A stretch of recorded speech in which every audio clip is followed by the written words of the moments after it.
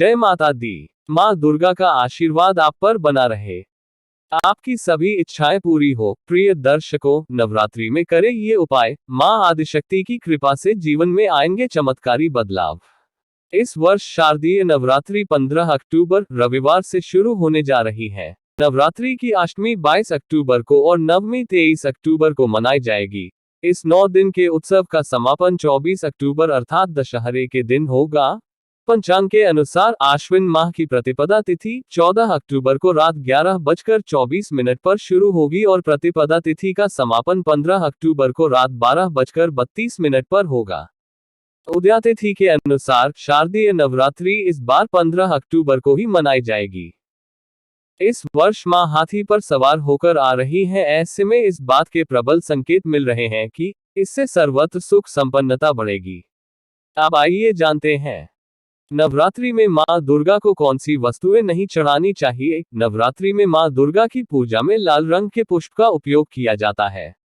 दुर्गा पूजा में कमल, गुड़हल, गुलाब, गेंदे के फूल चढ़ाए जाते हैं। इस दौरान ध्यान रखें कि कनेर, धतूरा और मदार के पुष्प भूल से भी न चढ़ाएं। नवरात्रि के दौरान पूजन सामग्री में अक्षत यानी चावल का स्थान प्रमुख होता है, लेकिन नवरात्र पूजन में अक्षत के प्रयोग में ये सावधानी बरतनी चाहिए कि चावल के दाने टूटे न हो। नवरात्रि के दौरान के आप जिस भोजन में देवी दुर्गा को भोग लगा रहे हैं, उसमें लहसुन और प्याज का प्रयोग बिल्कुल भी न करें, क्योंकि लहसुन प्याज को तामसिक प्रवृत्ति का भोज्य पदार्थ है। नवरात्रि में कलश स्थापना के लिए नारियल का उपयोग किया जाता है, लेकिन ध्यान रखें कि कलश स्थापना के लिए टूटा हुआ नारियल उपयोग न करें। पूजा के लिए जटा वाले नारियल ही उपयोग करें। शारदीय नवरात्रि में जरूर करें दुर्गा स्तुति का पाठ। क्यों जलाई जाती है अखंड ज्योति? इस अखंड ज्योति के प्रकाश से आपके घर परिवार की सभी समस्याओं का अंत हो जाता है, साथ ही घर में सकारात्मक ऊर्जा का संचार होता है। इसके अलावा जो भी भक्त 9 दिनों तक बिना बुझे अखंड ज्योति जलाता है, उसे मां दुर्गा आशीर्वाद देकर उसके जीवन में हमेशा प्रकाश बनाए रखती है। इसलिए मां दुर्गा को समर्पित नवरात्रि के पर्व में अखंड ज्योति जलाई जाती है। अखंड ज्योति के नियम: ज्योति प्रज्वलित करने से पहले संकल्प लें और मां के सामने दीप प्रज्वलित करें। शुभ मुहूर्त देखकर ही अखंड ज्योति को प्रज्वलित करना चाहिए। नवरात्रि में जलाई जाने वाली ज्योति को अनवरत 9 दिनों तक जलाया जाता है, इसलिए विशेष ध्यान रखें कि लौ बुझनी नहीं चाहिए। अखंड ज्योति जलाने के लिए गाय के शुद्ध घी का प्रयोग करें। अखंड ज्योति को हमेशा किसी पटरे या चौकी पर ही रखकर जलाना चाहिए, कभी भी भूमि पर रखकर अखंड दीपक न जलाएं। अखंड ज्योति की बाती हमेशा कलावा से बनाई जाती है। इस बात का ध्यान रखें कि कलावे की लंबाई इतनी रखें कि ज्योति 9 दिनों तक जलती रहे। इसे प्रज्वलित करने से पहले इसमें आप बहुत थोड़े से चावल भी डाल सकते हैं। अखंड ज्योति को देवी मां के दाईं ओर रखा जाना चाहिए। अखंड ज्योति को कभी भी गंदे हाथों से बिल्कुल भी छूना नहीं चाहिए। अखंड ज्योति को कभी पीठ दिखाकर नहीं जाना चाहिए। अगर आपने अपने घर में अखंड ज्योति प्रज्वलित की है तो ध्यान रहे कि घर को कभी भी अकेला न छोड़े। नवरात्रि के समापन या फिर संकल्प पूरा होने के बाद दीपक को खुद ना बुझाएं, उसे ऐसे ही रहने दें। धीरे धीरे उसे स्वतः ही बुझने दें। अखंड ज्योति के लाभ: जिस दीपक की लौ सोने के समान जल रही हो, वह दीपक आपके जीवन में धन्य धान लेकर आता है, साथ ही व्यवसाय और नौकरी में उन्नति का संदेश भी देता है। नवरात्रि के दौरान घर में अखंड ज्योति जलाने से सुख, समृद्धि और धन संपदा प्राप्त होती है। वही अखंड ज्योत का बिना किसी कारण अपने आप बुझ जाना अशुभ होता है। नवरात्रि पर मां दुर्गा की पूजा के दौरान करें इन नियमों का पालन। नवरात्रि के पूरे दिन व्रत रखना चाहिए। अगर आप किसी कारण से पूरे 9 दिनों तक व्रत नहीं रख सकते तो पहले, चौथे और 8वें दिन व्रत जरूर रखें। घर पर 9 दिनों तक मां दुर्गा के नाम की अखंड ज्योति जरूर रखें।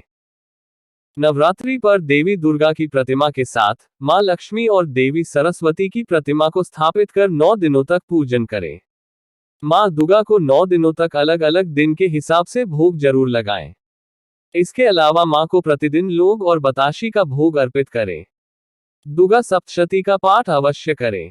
पूजा में मां को लाल वस्त्र और फूल चढ़ाएं।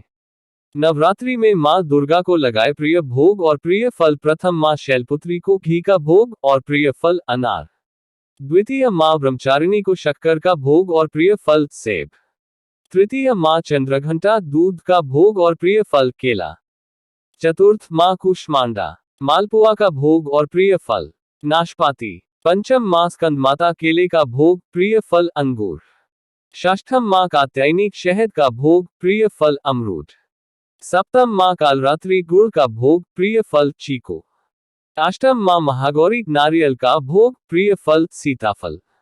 नवम माँ सिद्धदात्री सफेद तिल का भोग प्रिय फल संतरा। नवरात्रि के पहले दिन क्यों करते हैं कलश स्थापना? कलश स्थापना के बिना पूजन अधूरा होता है। नवरात्रि पूजन में कलश स्थापना से ही नवरात्रि का आरंभ होता है। कलश स्थापना को घट स्थापना भी कहते हैं। कलश भगवान विष्णु का रूप होता है, इसलिए नवरात्रि पूजा से पहले घट स्थापना या कलश की स्थापना करने का विधान है। क्यों करते हैं घट स्थापना? नवरात्रि में कलश स्थापना के संबंध में एक पौराणिक कथा जुड़ी है।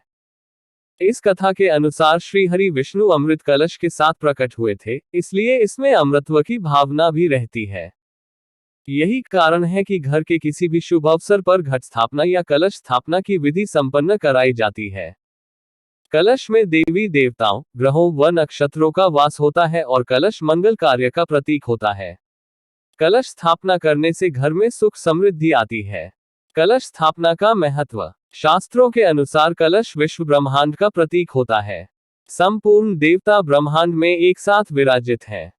नवरात्रि पूजन में कलश इस बात का सूचक है कि कलश के माध्यम से समस्त देवताओं का पूजा में आह्वान करें और उन्हें नवरात्रि पूजन में सम्मिलित करें। अभिजीत मुहूर्त में करें कलश स्थापना। अगर आपने अभी तक कलश स्थापना और मां दुर्गा की पूजा किसी कारण से नहीं कर सके हैं, तो अभिजीत और चौगलिया मुहूर्त में कलश स्थापना करके माता का आशीर्वाद प्राप्त कर सकते हैं। नवरात्रि में दुर्गा सप्तशती पाठ का महत्व। नवरात्रि पर मां दुर्गा की पूजा आराधना में दुर्गा सप्तशती का पाठ करना भक्तों के लिए बहुत ही शुभ और फलदायी माना गया है। मार्कंडेय पुराण में दुर्गा सप्तशती उल्लेख किया गया है। मां शक्ति की उपासना के लिए दुर्गा सप्तशती श्रेष्ठ ग्रंथ माना है। इसमें 700 श्लोक और 13 अध्याय है, जिसे 3 चरित्रों में बांटा गया है। पहले चरित्र में महाकाली, दूसरे चरित्र में महालक्ष्मी और तीसरे चरित्र में महासरस्वती है। दुर्गा सप्तशती के 13 अध्याय है। प्रथम अध्याय। इस अध्याय में मेधा ऋषि का राजा सूर्त और समाधि को भगवती की महिमा बताते हुए मधु कैटब का प्रसंग। द्वितीय अध्याय। दुर्गा सप्तशती के दूसरे अध्याय में देवताओं के तेज से देवी मां का प्रादुर्भाव और महिषासुर की सेना का वध। तृतीय अध्याय। इस अध्याय में मां दुर्गा द्वारा सेनापतियों सहित महिषासुर का वध। चतुर्थ अध्याय। इंद्र समेत सभी देवी देवताओं द्वारा देवी मां की स्तुति। पंचम अध्याय। देवी की स्तुति और चंड मुंड के मुख से अंबिका के रूप की प्रशंसा सुनकर शुंभ का उनके पास दूध भेजना और फिर दूध का निराश लौटना। षष्ठम अध्याय। धूम्रलोचन वध। सप्तम अध्याय। चंड मुंड का वध। अष्टम अध्याय। रक्तबीज का वध का वर्णन। नवम अध्याय। विशुंभ का वध। दशम अध्याय। शुंभ का वध। एकादश अध्याय। सभी का वध करने के बाद देवताओं के द्वारा देवी की स्तुति, देवी द्वारा देवताओं को वरदान देना। द्वादश अध्याय। देवी चरित्रों के पाठ का महात्म्य। त्रयोदश अध्याय। सुरत और वैश्य को देवी का वरदान। सुख समृद्धि और मां दुर्गा की कृपा पाने के लिए नवरात्रि पर अवश्य करें ये उपाय। प्रतिदिन घर के हर एक हिस्से में गंगाजल का छिड़काव करें, इससे घर की नकारात्मक शक्तियां खत्म होती हैं। नवरात्रि पर 9 दिनों तक देवी आराधना के साथ सबसे पहले भगवान गणेश की स्तुति और वंदना करें। घर के मुख्य दरवाजे के बाहर स्वास्तिक और ऊ का निशान बनाएं। रोजाना मां दुर्गा से संबंधित मंत्रों का जाप करें। आर्थिक संपन्नता के लिए आप नवरात्रि के दौरान आटा गूंथकर उसकी एक लोई बनाकर बहते जल में प्रवाहित करें। यह थी शारदीय नवरात्रि की विशेष जानकारी। आशा है आपको मार्गदर्शन मिला होगा। आपका आने वाला समय शुभ हो, स्वास्थ्य, सुख, समृद्धि की प्राप्ति हो, यही मंगल कामना के साथ आपसे विदा लेते हैं। आपसे पुनः मिलेंगे अगले वीडियो में। ओम नमः शिवाय।